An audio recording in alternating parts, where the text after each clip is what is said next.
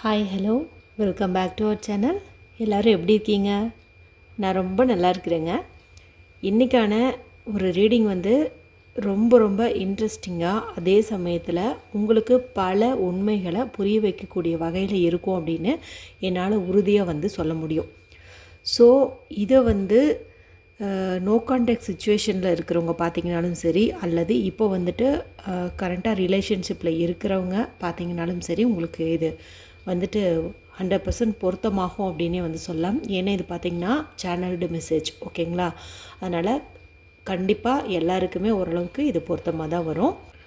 அதுக்காக அப்படியே நான் சொல்கிறது எல்லாமே 100% உங்களுக்கு நடக்கும் அப்படின்ட்டு வந்து இல்லை. ஏன்னா இது ஒரு ஜென்ரலான ரீடிங், சரிங்களா? இப்போ ஒரு 100 பேர் பார்க்குறீங்கங்கும்போது ஒவ்வொருத்தங்க சூழ்நிலைக்கும் தகுந்த மாதிரி விஷயங்கள் எல்லாமே நான் வந்து சொல்லுவேன்.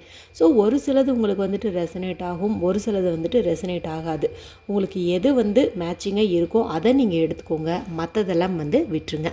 உங்களுக்கு கரெக்டாக தெரிஞ்சுக்கணுன்னு நினச்சிங்கன்னா பர்சனல் ரீடிங் பார்த்திங்கன்னா அது வந்து தெரியும். பர்சனல் ரீடிங் பார்க்கணுன்னு நினைக்கிறவங்க ஸ்க்ரீனில் தெரியக்கூடிய இந்த நம்பருக்கு வாட்ஸ்அப் பண்ணுங்கள். கால் பண்ணாதீங்க, வாட்ஸ்அப் பண்ணுங்கள். அதற்கு பிறகு உங்களுக்கு டீட்டெயில்ஸ் எல்லாம் வரும். அதை பார்த்துட்டு நீங்கள் வந்துட்டு கொஷின் வந்து கேட்கலாம், ஓகேங்களா? சரி, இப்போ வந்து உங்களுடைய பர்சனை வந்துட்டு நீங்கள் மனசுக்குள்ளே நினச்சிக்கோங்க.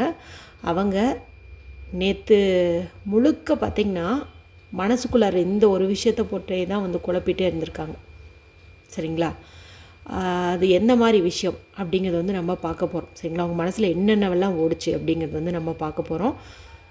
இது ஒரு டைம்லெஸ் ரீடிங், சரிங்களா? இன்றைக்கி பார்க்குறவங்க நேற்று நைட்டு உங்கள் பர்சன் இப்படி யோசிச்சாங்க அப்படின்னு நினச்சிக்கோங்க. ஒருவேளை ஒரு 2-3 நாள் கழிச்சு இந்த வீடியோ உங்கள் கண்ணில் பட்டுச்சுன்னா அதுக்கு முந்தின நாள் நைட்டு இந்த மாதிரி நினச்சிட்டு இருந்தாங்க அப்படின்னு வந்து தெரிஞ்சுக்கோங்க, ஓகேங்களா? சரி, உங்கள் பர்சனை நினச்சிக்கிட்டீங்க இல்லையா? அப்படியே மறக்காமல் நம்மளுடைய சேனலை சப்ஸ்கிரைப் பண்ணி லைக் பண்ணி என்னை சப்போர்ட் பண்ணிங்கன்னா நல்லாயிருக்கும். போகிற போக்கில் அப்படியே அதையும் வந்து பண்ணி விட்டுருங்க. உங்கள் பர்சன் மனசில் நைட்டு முழுக்க ஓடிட்டுருந்த அந்த விஷயம் என்ன? நோ கான்டாக்டில் இருந்தாலும் சரி, இல்லை இப்போ ரிலேஷன்ஷிப்பில் இருந்தாலும் சரி, அவங்க மனசுக்குள்ளார என்ன ஓடிட்டுருந்தது? குறிப்பாக உங்களை பற்றி என்ன ஓடிட்டுருந்தது?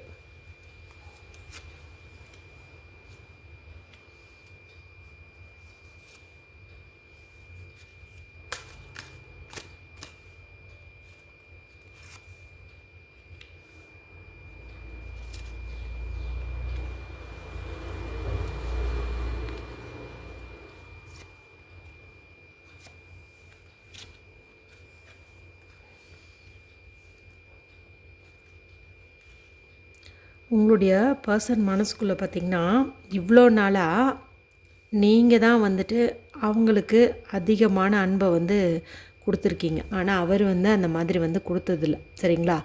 இது வந்து உங்களுக்கு தெரியும். நீங்கள் நிறைய நாள் வந்து மனசுக்குள்ளே போட்டு யோசிச்சுட்டு இருந்த ஒரு விஷயந்தான்.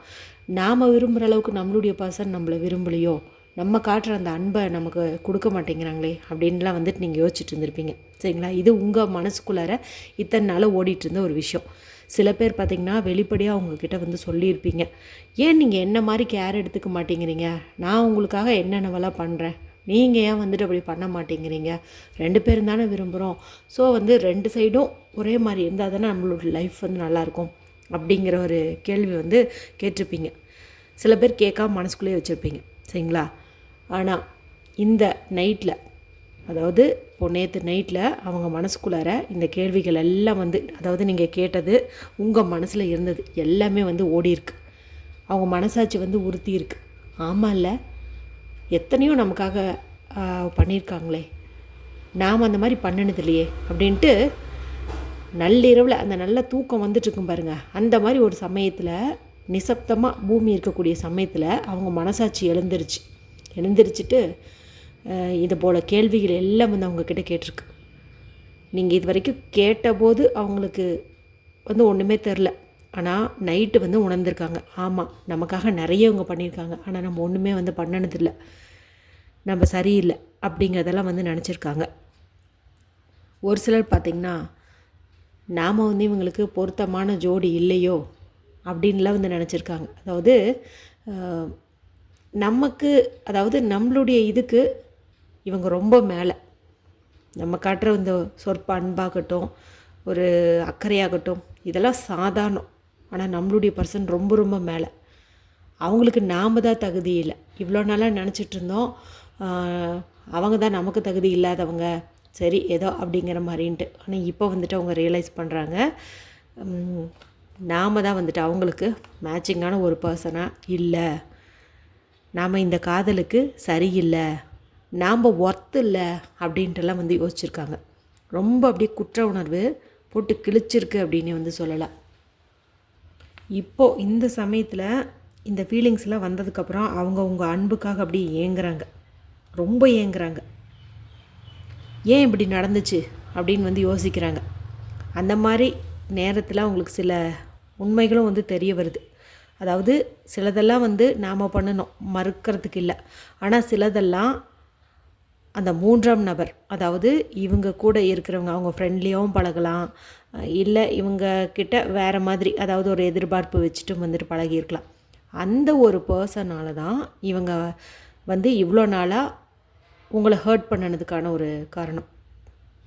சரிங்களா? அவங்க தான் வந்துட்டு இந்த மாதிரிலாம் வந்து பண்ணியிருக்காங்க. ஏதோ ஒன்று திரும்ப திரும்ப சொல்ல சொல்ல அவங்களுடைய மைண்டுக்குள்ளே அது நல்லா வந்து ஓடிடுது இல்லையா? அதனால தான் இந்த மாதிரியெல்லாம் உங்களை வந்துட்டு ஹர்ட் பண்ணியிருப்பாங்க.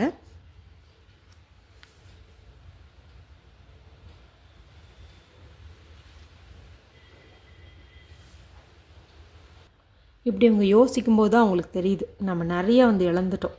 நிறைய ஒரு ஸ்வீட் மெமரிஸ் எல்லாத்தையுமே வந்துட்டு நம்ம இழந்துட்டோம் அவங்க கூட இருந்தபோது தான். மேபி இன்னொரு விஷயத்தை இங்கே வந்து சொல்லிடுறேன். இது வந்து ஸ்பெசிஃபிக்காக ஆண்கள் பெண்கள்ன்ட்டு இல்லை, ஓகேங்களா? நான் உங்களுடைய பர்சன் அப்படின்னு சொன்னால் நீங்கள் அதுக்கு தகுந்த மாதிரி உங்களுடைய பார்ட்னர் வந்து நினச்சிக்கோங்க, சரிங்களா?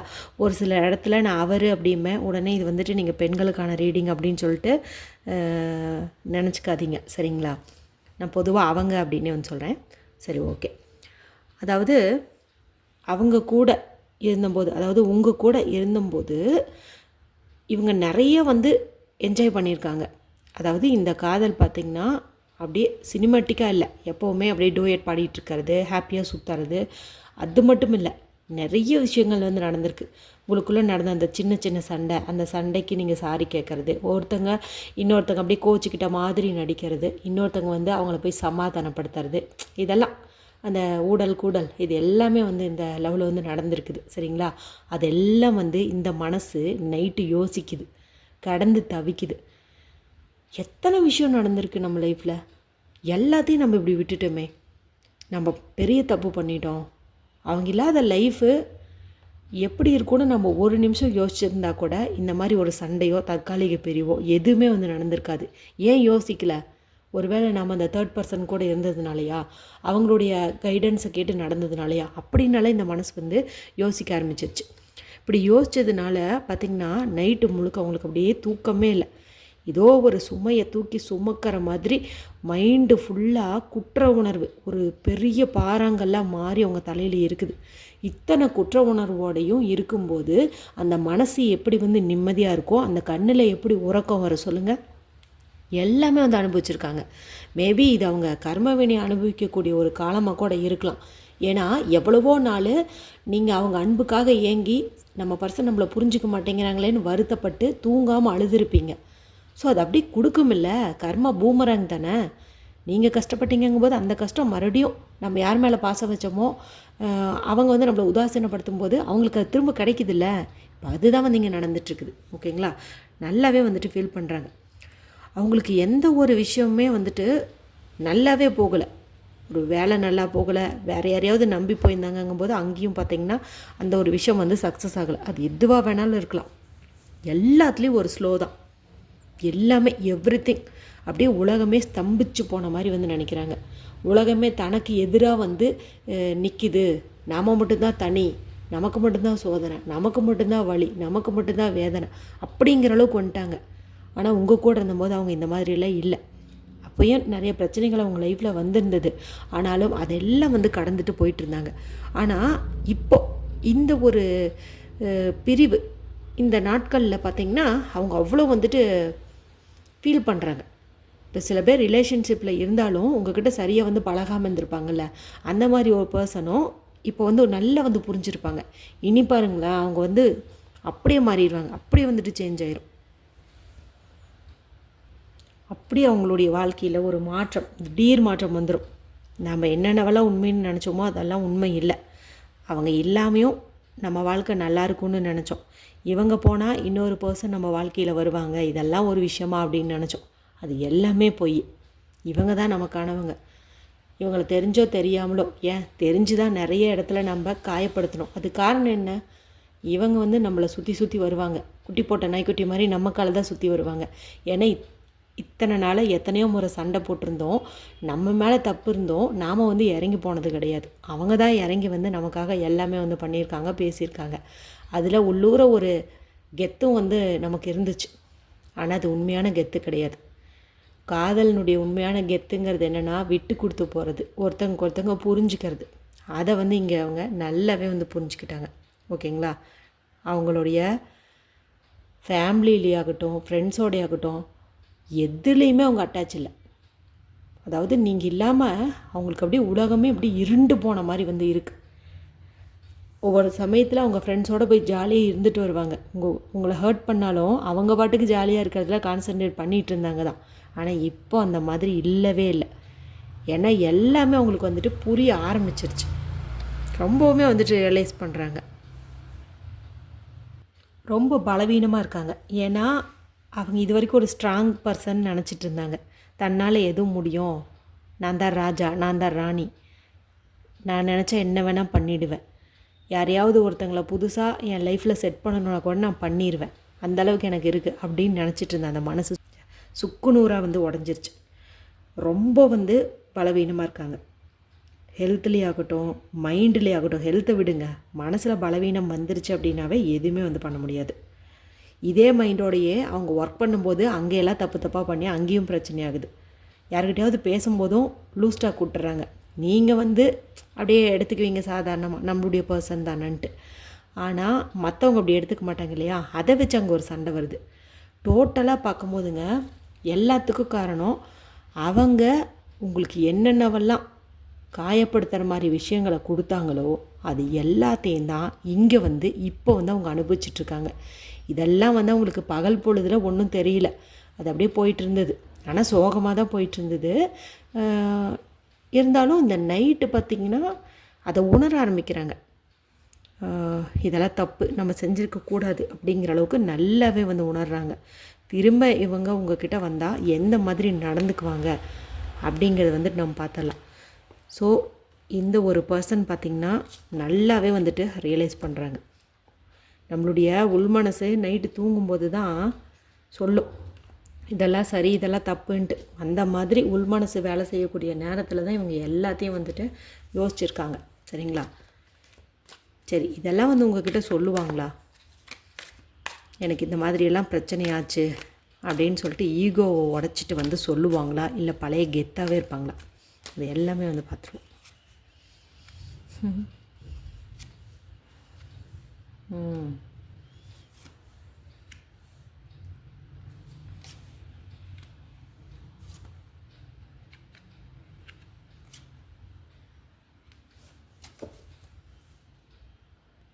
இந்த பர்சன் வந்து கொஞ்சம் கெத்தாக இருக்கலாம் அப்படின்னு வந்து நினச்சிட்டு இருந்தவங்க தான். அதாவது இந்த விஷயம் நைட்டு ஃபுல்லாக நம்ம இவ்வளோ யோசிச்சோமில்ல அவங்கள நினச்சி, அதெல்லாம் நம்ம வெளியே காட்டிக்கவே கூடாது, மனசுக்குள்ளே வச்சுக்கணும் அப்படின்னு தான் வந்து நினச்சாங்க. ஆனால் என்னமோ பார்த்திங்கன்னா அவங்களுடைய ஃப்ரெண்ட் லைஃப்லேயோ இல்லை அவங்க ரிலேட்டிவ் சைடோ யாரோ ஒருத்தங்க இந்த மாதிரி அவங்களுடைய பர்சனை வந்து டாமினேட் பண்ணி ரொம்ப ஓவர் ரியாக்ட் வந்து பண்ணியிருக்காங்க. ஆனால் உங்களை மாதிரி அந்த ஒரு பர்சனோட பேர் வந்து இல்லை. அவங்க திடீர்னு வீட்டில் சொல்கிற பர்சனை வந்துட்டு மேரேஜ் பண்ணிக்கிறதுக்கு அக்செப்ட் பண்ணிக்கிட்டாங்க. இப்போ அவங்க ஃப்ரெண்டு பார்த்திங்கன்னா ரொம்ப ரொம்ப கஷ்டப்படுறாங்க. ஐயையோ நான் அவசரப்பட்டுட்டேனே, நான் மிஸ் பண்ணிட்டேனே அப்படின்னு சொல்லிட்டு. இவங்க அதை வந்து பார்க்குறாங்க, ஒரு எம்பத்தி வந்து வருது. நம்ம அந்த இடத்துல இருந்தோம் அப்படின்னா எப்படி இருக்கும் அப்படிங்கிற மாதிரிலாம் ஃபீல் பண்ண ஆரம்பிச்சிட்டாங்க. இப்போ வந்து நல்லாவே அவங்க மனசு வந்து காயப்படுது. அதாவது அடுத்தவங்க லைஃப்பில் நம்ம லைஃப் மாதிரி ஒரு இன்சிடெண்ட் நடக்கும்போது தான் அந்த வேதனை வந்து புரியும்னு சொல்லுவாங்க இல்லையா? இவங்களுக்கு கிட்டத்தட்ட அந்த மாதிரி ஒரு பயம் வந்துருச்சு. இது பார்த்திங்கன்னா இன்னும் இவங்க லைஃப்பில் நடக்கலை, ஆனால் அந்த மாதிரி நடந்துருமோன்னு சொல்லிட்டு பயந்துக்க ஆரம்பிச்சிட்டாங்க. இந்த பயம் நல்லாவே வந்துருக்கு. இந்த பயத்தினால அவங்க எந்த ஒரு பர்சன் கூடயும் பேசுகிறது கூட கிடையாது. எங்கே பேசினாலும் அவங்க பேசுகிறது கூட கவனிக்கிறது இல்லை. இவங்க மைண்டு முழுக்க முழுக்க உங்ககிட்டே தான் வந்து ஓடிக்கிட்டு இருக்குது. ஏன்னா நீங்கள் ஒரு பியூர் ஹார்ட், ரொம்ப ரொம்ப விரும்புகிறவங்க. சரிங்களா? உங்களை காயப்படுத்திட்டு போன பிறகு அவங்க மனசு நிம்மதியாக இருந்துருமா என்ன? அதனால் அவங்க ரொம்பவே வந்துட்டு கஷ்டப்பட்டுட்டு தான் இருக்காங்க. தூக்கம் இல்லாமல் தவிக்கிறாங்க, ரொம்ப சோர்வாக இருக்காங்க. கனவுலெல்லாம் பார்த்திங்கன்னா நீங்கள் அவங்கள விட்டுட்டு போகிற மாதிரியே வருது. சில சமயம் ரொம்ப ஓவர் திங்க் பண்ணுறாங்க. நாம் போய் பேசி நீ வேண்டான்னு சொல்லிட்டா என்ன பண்ணுறது, ஐயோயோ அந்த மாதிரி நடந்துடவே கூடாது கடவுளே அப்படிங்கிற மாதிரி ஒரு பிரம்ம பிடிச்ச மாதிரி, பித்து பிடிச்ச மாதிரி தனக்கு தானே வந்து பேசிக்கிறாங்க. நல்ல வேளை இதெல்லாம் தனியாக பேசிக்கிறாங்க. வேறு யார் முன்னாடியாவது பேசினாங்கன்னு வச்சுக்கோங்களேன், இவங்களுக்கு ஏதோ ஆகிப்போச்சு, மனநிலை சரியில்லாமல் போயிட்டாங்கன்னு நினைப்பாங்க. அந்தளவுக்கு இங்கே வந்து ரொம்பவுமே மனுஷன் கஷ்டப்படுறாங்க அப்படின்னு வந்து சொல்லலாம். சரி, போனது போச்சு. இனி வந்து புதுசாக போய் ஹாய் சொல்லி இந்த லவ் வந்து ஸ்டார்ட் பண்ணலாம். என்னை மன்னிச்சிடுன்னு சொல்லிடலாம். புதுசாக இனிமேல் இப்போ தான் ஃபஸ்ட்டு அவங்கள மீட் பண்ணும்போது எந்த மாதிரி இருந்தோமோ அந்த மாதிரி எல்லாத்தையும் அழிச்சிட்டு ஃப்ரெஷ்ஷாக ஸ்டார்ட் பண்ணலாம் அப்படிங்கிற மாதிரியும் வந்துட்டு மைண்டுக்குள்ளே ஒரு எண்ணம் வருது. சரிங்களா? நம்ம வந்து நம்மளுடைய பேரை வந்து கல்யாணம் பண்ணிக்கணும், வீடு வாங்கணும், கார் வாங்கணும், குழந்தை குட்டிங்களாம் பெற்றுக்கணும், ரொம்ப ஹாப்பியாக இருக்கணும், ஒரு ஃபுல்ஃபில்மெண்ட் வந்து லைஃப்பில் கிடைக்கணும். நம்ம மனசு யாரை விரும்புதோ அவங்கள கல்யாணம் பண்ணிக்கும்போது கிடைக்கிற ஒரு மகிழ்ச்சி வேறு எதுலேயும் கிடைக்காது இல்லையா? அந்த மகிழ்ச்சி நமக்கு வேணும். அதுவும் வேறு அவங்க ஃப்ரெண்ட் லைஃப்லேயோ யார் லைஃப்லேயோ இந்த மாதிரிலாம் நடந்திருக்கோம், அதை நினச்சி பயப்படுறாங்கன்னு சொன்னேன் இல்லையா? ஸோ இந்த பயம் வந்து உங்களை இனி மிஸ் பண்ணக்கூடாது அப்படிங்கிற அளவுக்கு கொண்டு வந்துருச்சு. உங்கள் கூட மட்டும்தான் அந்த மகிழ்ச்சியான வாழ்க்கை வந்து இருக்கும் அப்படிங்கிறதையும் வந்துட்டு புரிய ஆரம்பிச்சிருச்சு. அவங்களுடைய பிடிவாதம் எல்லாத்தையுமே வந்துட்டு இப்போது தூக்கி போட ஆரம்பிச்சிட்டாங்க. சரிங்களா? ஆனால் இதெல்லாம் வந்து உங்ககிட்ட சொல்கிறதுக்கோ அல்லது ஒரு டெக்ஸ்ட் மெசேஜோ அனுப்புறதுக்கோ பயந்துக்கிறாங்க. இந்த இடத்துல ஈகோ இல்லை, இந்த ஈகோ பிடிவாதம்லாம் போயிடுச்சு, வந்து பயந்துக்கிறாங்க. அடுத்து ரெட்டை மனசாக வந்து இருக்காங்க. ஒரு நம்பிக்கை இல்லை. இந்த மாதிரி ஃபோன் பண்ணி சொன்னால் நான் உன்னை ஹர்ட் பண்ணதுக்கெல்லாம் சாரி. நான் என் கூட வேலை செய்கிறவங்கக்கிட்ட எத்தனையோ டைம் சாரி சொல்லியிருக்கேன். என் ஃப்ரெண்ட்ஸுங்களுக்கு கூட சொல்லியிருக்கேன். அவங்களாம் என் லைஃப்பில் கொஞ்ச நாள் தான் இருப்பாங்க. அவங்கக்கிட்டே இருக்கும்போது லைஃப் லாங் வரக்கூடிய உங்ககிட்ட நான் இது வரைக்கும் பண்ணின தப்புக்கும் உனக்கு பண்ணின துரோகத்துக்கும் நான் மன்னிப்பு கேட்டதில்லை. நான் இனி கேட்கலான் இருக்கேன் அப்படின்னு தோணுது. கேட்டு அவமானப்படுத்திட்டா அது நம்மளால் தாங்கிக்கவே முடியாது. ஒருவேளை நம்மளுடைய ஃப்ரெண்டுக்கு ஏற்பட்ட நிலைமை நமக்கு வந்துருச்சுன்னா, போடா போடின்னு ஏதாவது சொல்லிட்டாங்கன்னா அப்படின்னுலாம் வந்து யோசிக்கிறாங்க. சில சமயம் அதே மாதிரி தான் டைப் பண்ணுவாங்க, டெலீட் பண்ணுவாங்க, கால் பண்ணலான்ட்டு பண்ணுவாங்க, ஒரு ரிங் ஆகிறதுக்குள்ளாரையே கட் பண்ணிடுவாங்க. ஆனால் உங்களுக்கு டயல் பண்ணியிருப்பாங்க ரிங் வரத்துக்கு முன்னாடியே கூட கட் பண்ணியிருப்பாங்க. ஓவர் மன உளைச்சல். பண்ணலான்னு தோணுது, பண்ண வேண்டான்னு தோணுது. பண்ண வேண்டான்னு தோன்றதுக்கு காரணம் ஈகோ இல்லை, குற்ற உணர்வு. சரிங்களா? அடுத்து முன்னெல்லாம் ஃப்ரெண்ட்ஸ் பேச்சு, அந்த தேர்ட் பர்சனோட பேச்சு கேட்டதானே சில விஷயங்கள் எல்லாம் உங்களுக்கு பிடிக்காத மாதிரி பண்ணினாங்க. இப்போது இனி அவங்க கூட சேரவே கூடாது, அவங்கள விட்டு விலகணும். நமக்கு யாருமே வேண்டாம், ஃப்ரெண்டு வேணாம், கேர்ள் ஃப்ரெண்டு வேணாம், பாய் ஃப்ரெண்டும் வேணாம், யாருமே வேணாம், இவங்க மட்டும் போதும். ஆனால் எப்படி ரீச் பண்ணது, பயமாக இருக்குதே அப்படின்னு சொல்லிட்டு அவங்க மைண்டுக்குள்ளார ஓடிட்டுருக்குது. அப்படியே பயந்துகிட்டே இருந்தால் சரியாயிருமா? எப்போ தான் வருவாங்கன்னு பார்ப்போம். மனசுக்குள்ளாரையே பார்த்திங்கன்னா ஏகப்பட்ட போராட்டம். நீங்கள் சொன்னேன்ல, டைப் பண்ணுறாங்க, டெலீட் பண்ணுறாங்க அப்படின்ட்டு ஏகப்பட்ட போராட்டம் அவங்க மனசுக்குள்ளாரையே. அவங்க வேறு யாரு கூடயும் சண்டை இல்லை, உங்கள் கூட சண்டை இல்லை, மனசுக்குள்ளாரையே நிறைய சண்டை, நிறைய வந்துட்டு குழப்பம் எல்லாம் வந்து இருக்குது. ஆனாலும் தெளிவான ஒரு முடிவு வந்து எடுத்துட்டாங்க, உறுதியான முடிவு வந்து எடுத்துட்டாங்க. ஸோ சீக்கிரமாக உங்களை வந்துட்டு காண்டாக்ட் பண்ணுவாங்க. சரிங்களா? கண்டிப்பாக வந்துட்டு பண்ணுவாங்க. ஏன்னா இங்கே அவங்களுக்கு ஒரு பயம் வந்துருச்சு. தனக்கு சொந்தமானதை வேறு யாராவது தூக்கிட்டு போயிடுவாங்களோ, நாம் அதை இழந்துருவோமோ, நமக்கு கைக்கு கிடச்ச அந்த பொக்கிஷத்தை மிஸ் பண்ணிடுவோமோ அப்படிங்கிற ஒரு பயம் அவங்க மனசில் வந்துருச்சு. நான் இங்கே சொன்னேன்ல, அவங்க ஃப்ரெண்ட் லைஃப்பில் ஏதோ ஏற்பட்டுச்சுன்ட்டு, அதுதான் மனுஷன் ரொம்ப பயந்துக்கிறாங்க. பாருங்கள், ரொம்ப ரொம்ப ஃபாஸ்ட்டாக வரப்போகிறாங்க.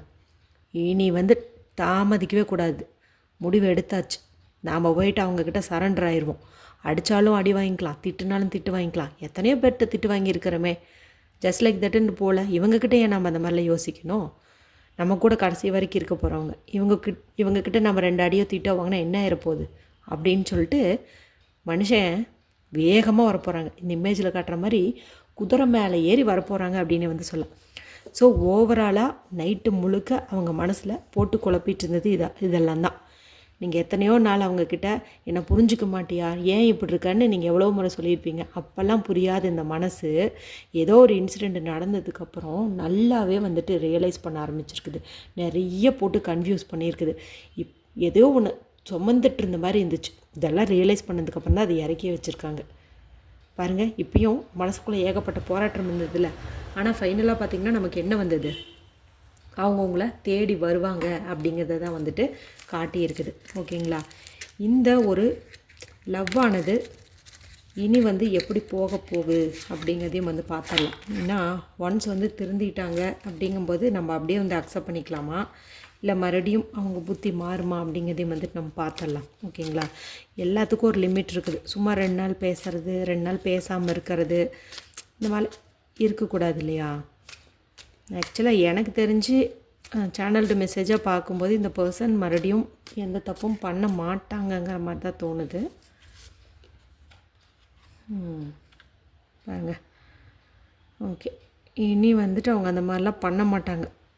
லைஃப்பில் வந்துட்டு நல்லா ஹாப்பியாக உங்கள் கூட இருக்கணும், நல்லா எல்லா இடத்துக்கும் மகிழ்ச்சியாக சந்தோஷமாக உங்கள் கூட வந்து போயிட்டு வரணும்.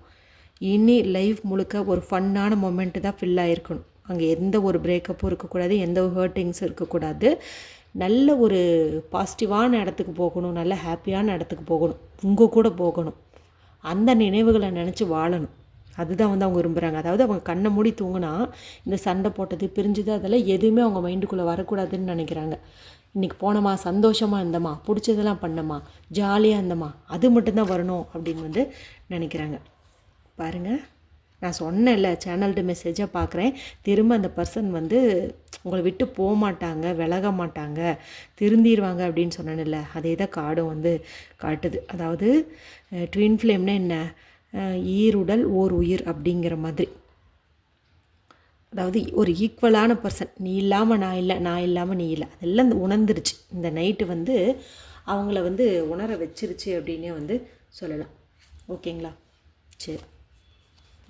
தி ரன்னர் இந்த இடத்துல உடனே உங்களை விட்டுட்டு போயிடுவாங்க அப்படின்ட்டுலாம் வந்து நினச்சிட்டு இருக்காதீங்க. அவங்க சரிங்களா, அவங்க வந்து மனசுக்குள்ளார இப்படி ஓடிட்டுருக்குது.